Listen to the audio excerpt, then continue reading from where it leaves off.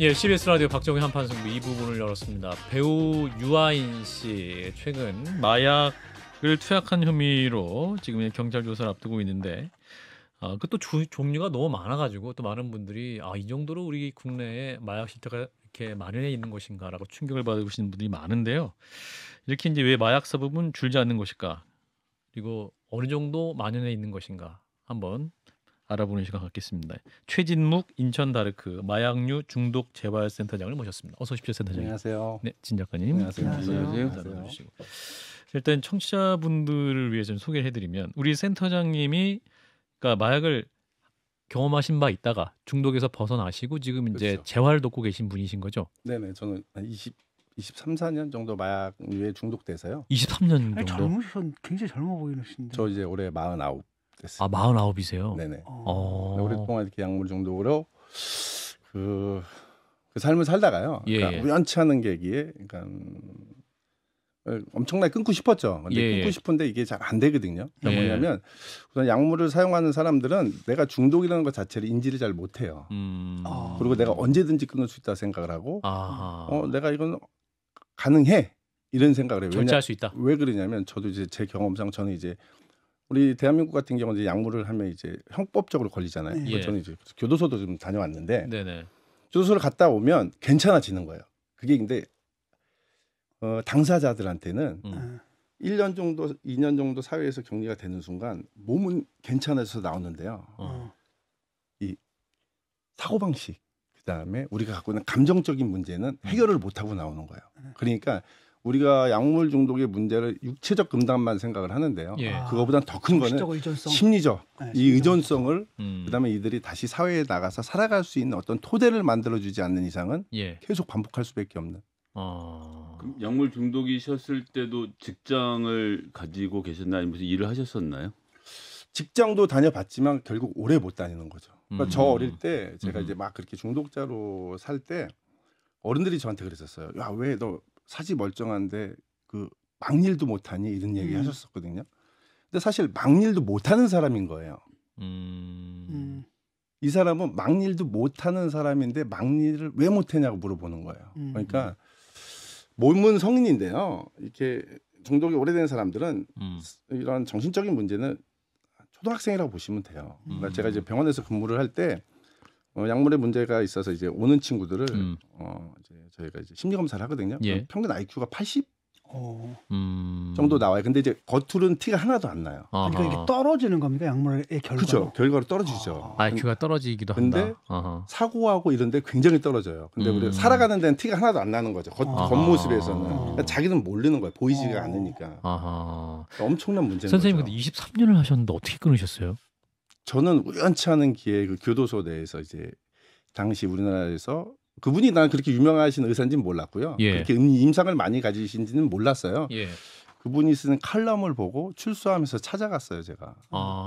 그분 만나면서 근데 그분이 의사로서의 역할만 해준 것 같지는 않아요. 제 삶의 멘토.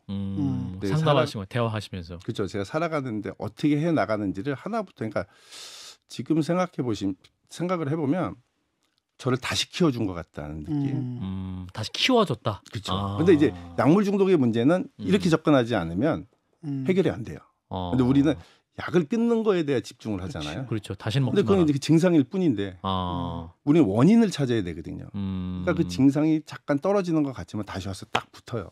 3개월, 6개월 단약은 되는데 평생 약을 안 하고 살아갈 수 있는 사람이 안 되죠. 근데 애초에 어떻게 약을 하시게 됐어요? 저는 이제 처음에 이게 마약이었던 건 아니고요.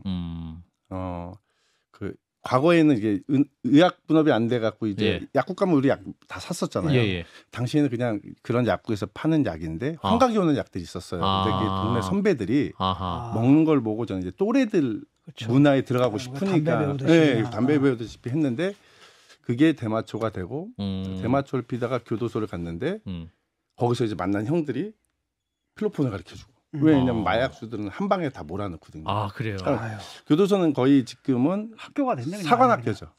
마약 사관학교입니까? 그죠. 더 사관학교 더 양성해서 내보내는 듯한 이런 느낌이죠 지금은. 유한 씨가 지금 이제 마약류 4개의 종류를 투약한 혐의를 받고 있지 않습니까? 네네. 프로포폴, 케타민, 대마, 코카인이라고 하는데 네네.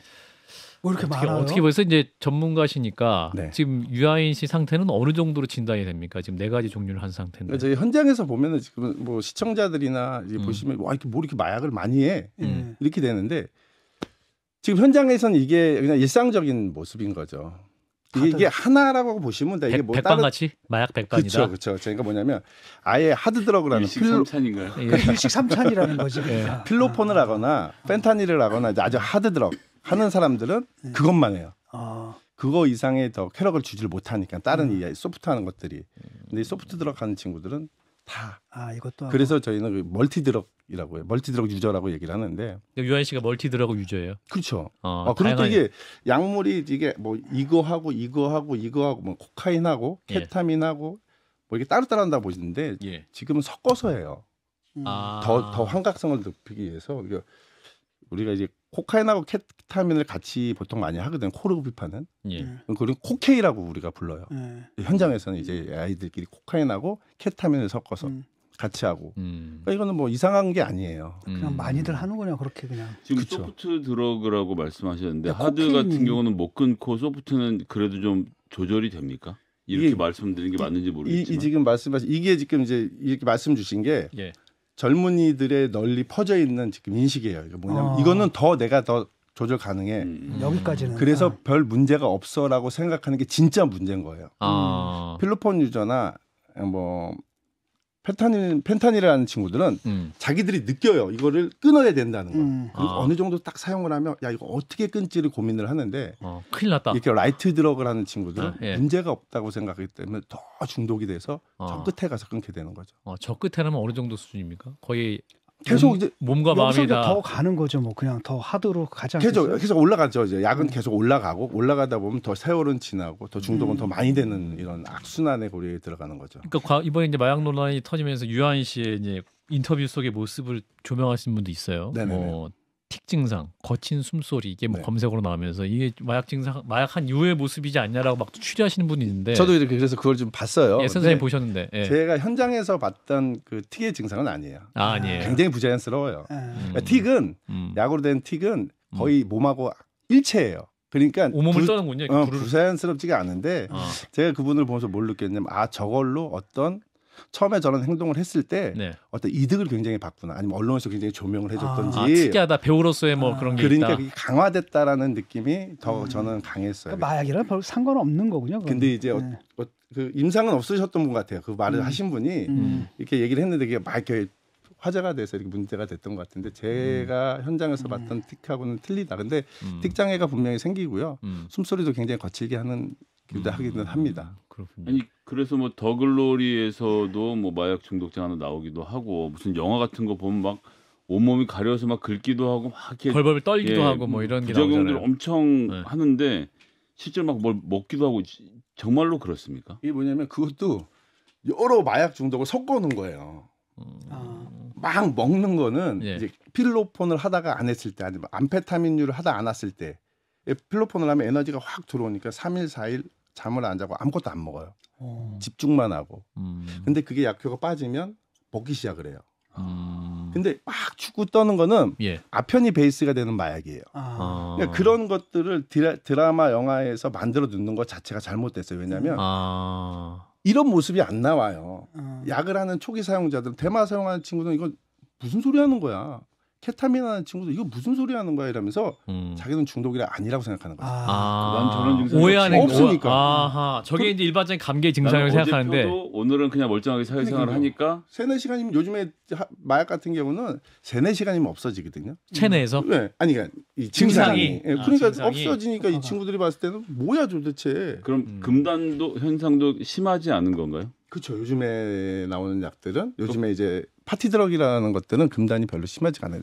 신체적인 금단은 거의 없다고 보시면 되고요. 정신적 의존. 의존적이 심리적 의존이 굉장히 큰데 그게 중독이 아니라 이것도 교육이 잘못된 거죠. 그게 자꾸 중독인데. 그런 모습만 보여주니까 이거는 중독이 아니다라고 생각하는 거죠. 그게 중독인데 그게 진짜 중독이고 이게 진짜 끊기 어려운 이유인데 잘못 알려주고 있는 거예요 지금 계속.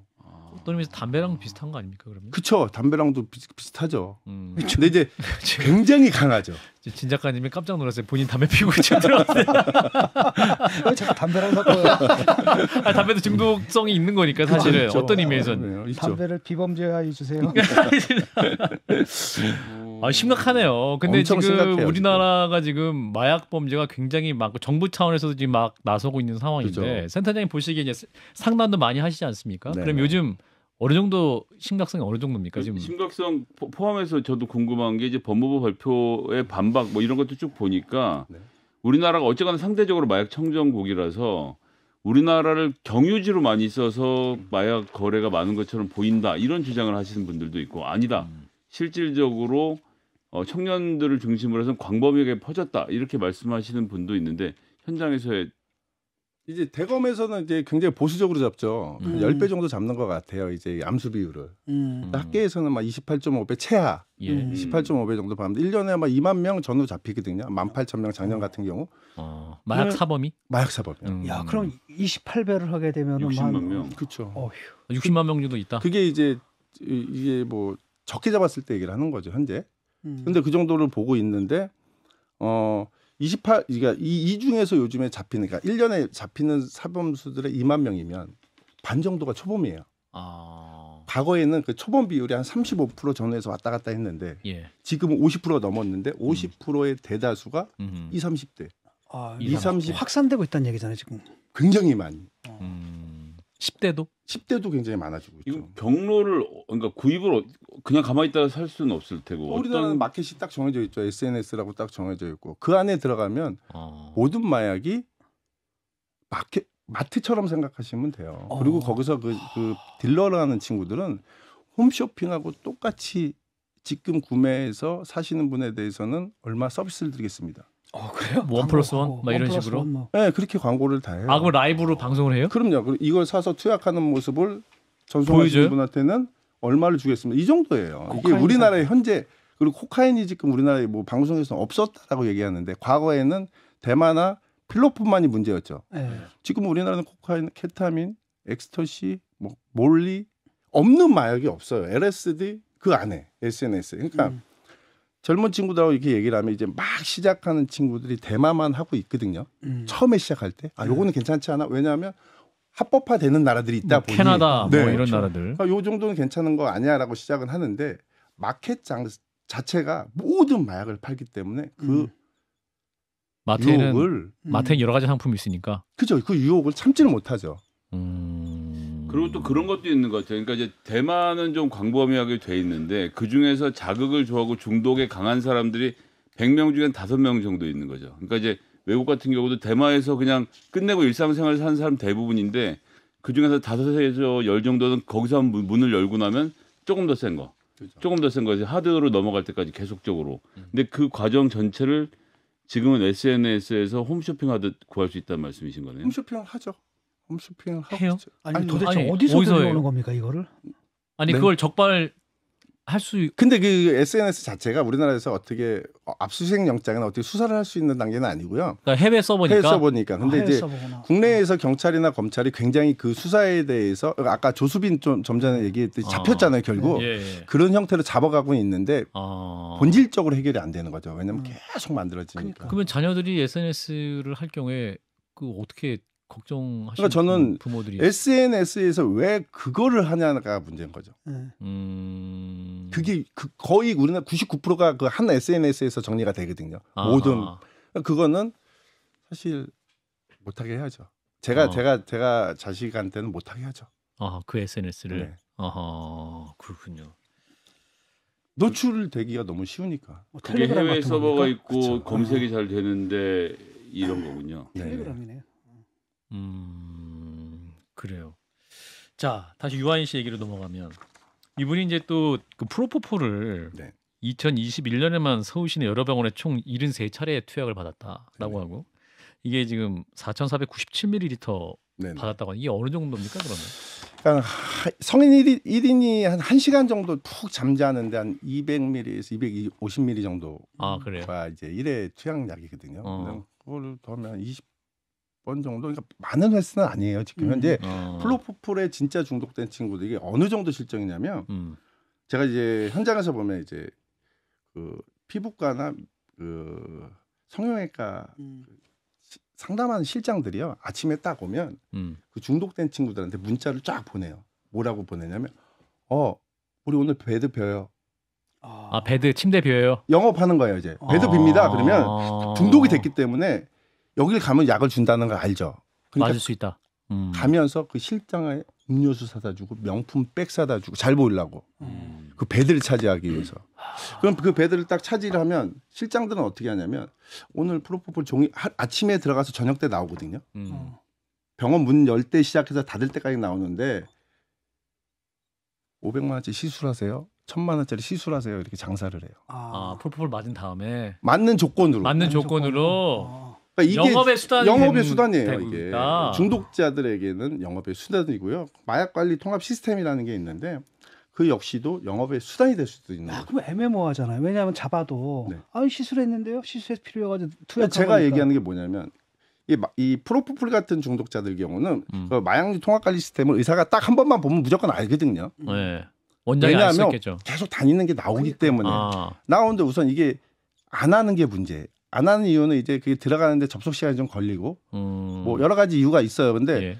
그걸 안 하고 그거를 계속 이 사람한테 프로포폴 준다는 거는 아까 얘기했던 SNS에서 우리가 얘기하는 마약을 파는 사람들이랑 의사들이랑 뭐가 틀리냐는 거죠. 근데 이 프로포폴 하는 그 병원은 강남에 정해져 있어요. 제가 어느 정도냐면 막 그 환자들 남편인 척하고 전화해서 누구누구 거기 한 번만 더 받으면 내가 신고하겠다. 아하. 이렇게까지도 막 해보고 그랬었어요. 저는. 막 병원들 전화해서 환자들 병원 막 리스트 줘. 그래서 제가 막 다 얘기를 한 다음에 막 그럼 센터장님이 경찰에서 물어보면 병원 리스트를 주실 수도 있는 상황인 건데 경찰이 안 가져가는 건가요? 근데 뭐 저의 그런 얘기로만은 증거가 없으니까 담당자들이 이제 당사자들이 진술을 해야 되는데 당사자들이 진술하면 법적인 문제가 되니까 진술을 안 하게 되는 거예요. 법적인 문제를 다뤘을 때는 더 그러니까 이런 거죠. 약물 중독자가 약물에 중독이 됐는데 문제가 분명히 본인한테 있어요. 느끼기 시작을 해요. 근데 드러내질 못해요. 왜냐하면 드러내면 범죄자가 되니까. 그러니까 더 중증 저 끝에 가서 결국 사회에 발현할 때는 엄청나게 골마서 발현하는 거죠. 유아인 씨 담당했던 병원장도 너무 많이 수면마취하면 안 된다. 병원을 옮겨 다니면 안 된다. 제가 그걸 들으면서 무슨 이런 내용의 문자를 보냈다고 하는데 우리 병원만 알아? 그걸 들으면서 무슨 얘기냐면 이 의사분은 중독인 거 알면서 유아인 씨가 중독인 거 알면서 그거 알면서 아니까 그런 얘기하는 거죠. 내가 무슨 생각이 들었냐면 야 너 우리 병원에 와서만 맞을래? 딴 데 돌아다니고 위험하니까 내 병원에 와서만 맞을래? 거꾸로 그렇게도 들리지 않나요? 내가 지켜줄 테니까 네, 우리 병원에만 편하게 있어. 맞아라. 왜냐하면 다른 데 계속 돌아다니다 걸리면은 나까지 그쵸? 나중에 걸리는 네. 거고. 그냥 여기 있어 내가 알아서 해줄 내가 테니 뭐 알아서 이런 해줄게. 느낌도 저는 들더라고요. 거꾸로. 그러니까 이 프로포폴 같은 경우는 드러나지 않아서 그렇지 엄청나게 만연해 있겠군요. 이 그쵸. 성형외과나 뭐 이런 아까 베드, 침대 이게 네. 말씀하신 거죠. 영업 차원에서도 그게 많이 마련해 있을 네. 수 있을 것이다. 엄청난 돈이 들어요. 한 집안이 거덜날 정도로. 왜냐하면 아까 말씀드린 것처럼 프로포폴 만들 돈 들어 가서 안 해도 되는 시술해도 돼. 그리고 계속 영업해. 그러니까 당사자들, 환자들은 마약이라고 생각을 안 해요. 왜냐하면 의사가 처방을 해주잖아요. 푹 자고 나온다. 네. 이렇게 생각할 수 있어요. 한 시간만 딱 자고 나오면 굉장히 개운한 느낌. 근데 결국 이거를 의사가 처방을 해주니까 그렇게 죄의식도 없고 문제의식도 없고 그렇죠. 이렇게 되는 거죠. 이건 정말 문제가 되는. 거기서 뭐 박근혜 씨 같은 경우도 사람 청와대로 불러다가 그 프로포폴 받고 실게는 리프팅 시술 받고 이런 걸 일상적으로 했으니까 본인도 그러면서 중독자라고 생각은 안 했겠죠 아마. 그렇죠. 예. 유아인 씨 얘기하면 이제 좀 많은 분들이 이제 이분은 어느 정도 벗어날 수 있을까 이런 네. 얘기도 많이 하지 않습니까? 센터장님 보시기에 그럼 이분도 끊을 수 있을까요? 그럼요, 끊죠. 아, 저 끊을 수 같은 있다? 사람도 끊었는데. 23년 하셨으니까. 제가 예. 이 일을 하게 된 이유가 뭐였냐면 저는 이게 제가 못 끊을 줄 알았거든요. 약을. 평생 그게 내 삶이 내가 이렇게 살다가 죽는구나라고 했는데 이걸 극복하면서 그리고 현장에서 사람들을 만나면서 무슨 생각을 하냐면 이건 못 끊는 사람은 없구나. 안 끊는 사람만 있다.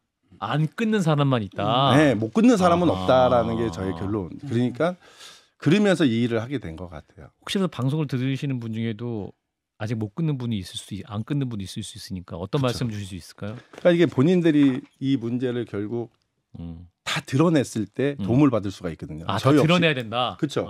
아까 잠깐 시작 전에 10대들은 어때요라고 얘기했을 때 10대들의 문제는 우리나라는 드러나지가 않아요. 왜냐하면 10대의 문제 드러냈을 때 이 학생의 학교 문제 이게 제일 진학 문제가 걸리잖아요.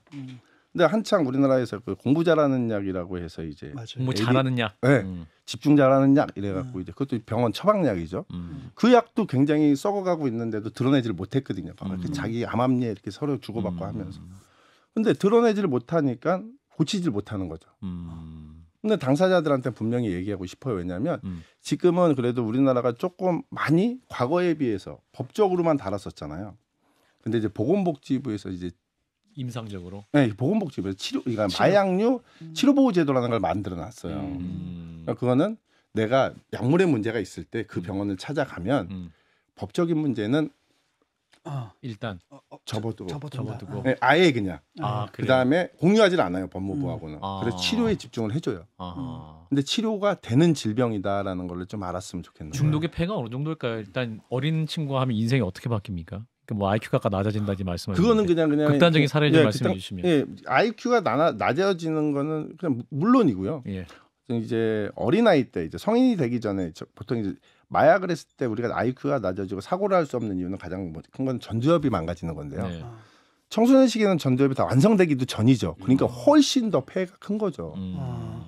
그리고 이제 이게 조현병이나 이런 병도 이제 만들어내요. 저 역시도 약물에 의한 조현병이 있었거든요. 근데 치료를 받으면서 다 완치가 됐거든요. 아 그래요. 네. 이거는 뭐 사회적으로 문제도 있지만 개개인 가족의 문제, 그리고 가족이 파탄이 되고. 가족이 일례로 어느 정도 파탄이 됩니까? 뭐 풍물박산? 저 같은 경우는 아예 저는 누나가 4명, 형이 있고 부모님이 있었는데 저는 한 15년 동안 가족을 못 봤었어요. 아예 그냥 내놓은 자식이 안 보게 되죠. 그렇죠. 징글징글 맞는데 안 보게 되죠 부모님. 근데 지금은 엄청나게 행복한 가족이 됐죠. 그 지난번에 그 재벌가 마약 사건이 터져가지고 떠들썩하지 않았습니까? 남양유업의 창업주 손자, 효성그룹 창업주 손자 등 재벌 3세를 비롯해가지고 뭐 전직 경찰청장 아들부터 연예기획사 대표, 가수 등등이 있었는데 그 중에서 이제 충격적이었던 게 임신한 아내와 태교 여행 중에 대마를 흡연하거나 또 미성년자랑 같이 사는데 그 집에서 막 대마를 재배한다라든지. 야 이거 어떻게 봐야 되나요? 도대체 이거 보니까 되게 이제 외국에서 그죠, 유학을 친구들. 예, 이걸 약간 뭐 외국물이라고 생각하는 건가요? 근데 이제 어떤 거냐면 우선 저 대기업, 연예인 이런 언론에서 이 주목하는 분들, 그다음에 이런 것들이 어떤 생각이 얼마나 좋으면 저 마약하지? 대기업 회상 2세, 3세들, 예. 그다음에 연예인들. 이런 사람들 이 자체도 잘못된 일상이 됐는데 그 사람들만 하는 게 아니고 그죠 완전히 일상이 돼갖고 누구나 서울 시내에서 30분 내에 마약을 내가 원하는 마약을 구할 수 있는 나라가 됐는데 이거를 왜 자꾸 이렇게 이런 거에 집중을 하느냐는 거죠. 정말 잘못된 거죠. 그러니까 오히려 더 환상을 부추길 수 있는 상황이다. 그러니까 자꾸 이거를 막 신비하고 뭐 고위층의 문화고 뭐 이런 느낌. 이게 아니고요. 이번에 이제 올해 처음으로 법무부에서 그 초중고 마약 그 예방 교육이 만들어졌어요. 그래서 제가 그때 감수를 했는데 감수를 하면서 느꼈던 게 뭐냐면 아직도 드러내질 않으려고 하는 거예요. 그러니까 꽁꽁꽁꽁 숨겨놓으니까 궁금한 거거든요. 약의 종류는 이거 있고 이 약을 했을 때 어떻게 되고를 다 알려줘야 돼요. 자세하게. 근데 아직도 법무부에서도 그렇고 아직도 감추려고 해. 감추려고. 그러니까 더 궁금하죠. 왜냐면 SNS 들어가면 다 인터넷 들어가면 모든 정보가 다 있는데 왜 굳이 교육할 때는 숨겨야 되냐.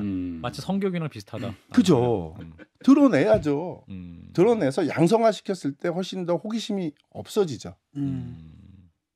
잘못됐다고 생각을 해요. 저는 그런 것들도. 그러면 어떤 청소년들이 더 이게 정말 아니다 명확하게 교육을 제대로 해야 그쵸. 된다는 그 해악을 드러내서 그 해악을 제대로 보여줘야지. 네. 그러니까 왜냐면 대만을 했을 때 문제. 뭐 아까 얘기했을 때 코카인 했을 때 문제. 근데 우리는 마약이라는 카테고리 안에 대마, 엑스터시, 케타민 모든 마약을 넣고 이거의 결과를 아까 말씀드렸던 영화 드라마에서 이렇게 이상하게 만들어 놓은 거예요. 그러니까 전혀 다른 문제들이 더 악영향을 끼치는 문제가 된 거죠. 현재 우리나라는 수십 년 동안. 교육부터 다시 잡아야 된다. 그런 말씀입니다. 예, 자, 오늘 말씀은 일단 여기까지 듣겠습니다. 최진묵 인천 다르크 마약류 중독 재활센터장이었습니다. 고맙습니다. 좋아요, 구독. 알림 설정.